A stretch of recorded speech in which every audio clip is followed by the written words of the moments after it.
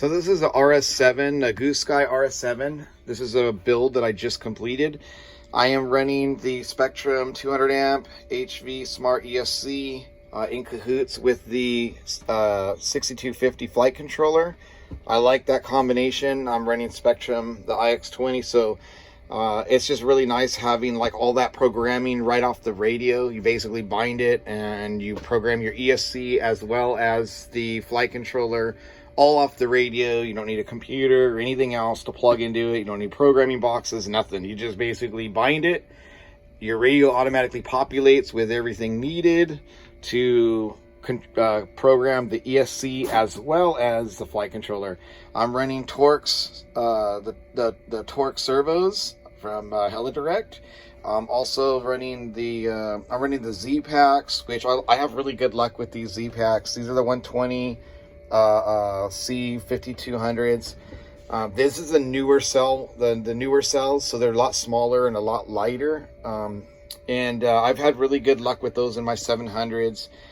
They barely get warm, if that, and they stay nice and flat, and they've just been really good. So I've stuck with those for a couple of years now, and that's what I fly on.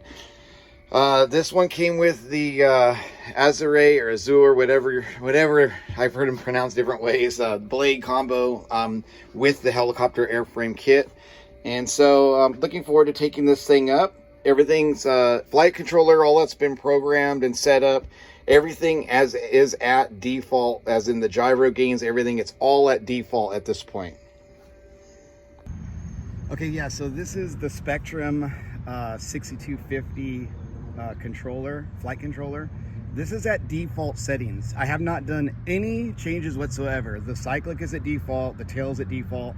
So a lot of people say, oh, what should I start at, and this and that. I always recommend on a 700 size, start at default. Do not do any changes or anything. Don't copy in someone else's stuff until you try it out first.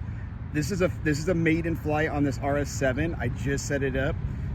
So all I did was set up the parameters in regards to the throws and the pitch and everything else.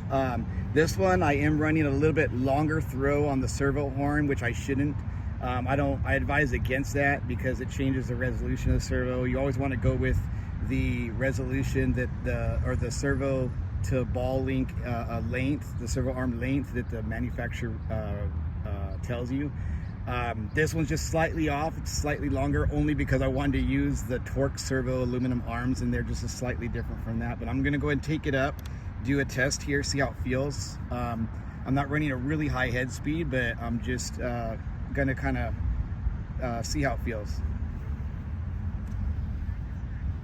This is Spektrum 200 amp ESC, Spektrum 6250 flight controller,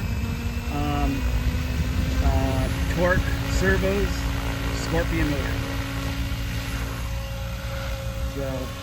So far everything's good.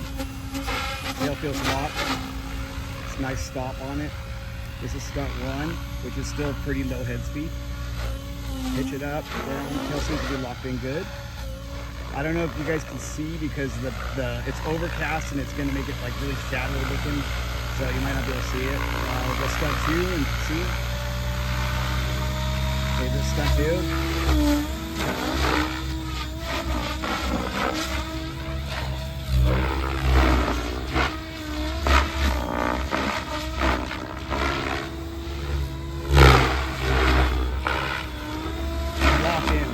This is no changes. I'm not sensing any bobbles in the head.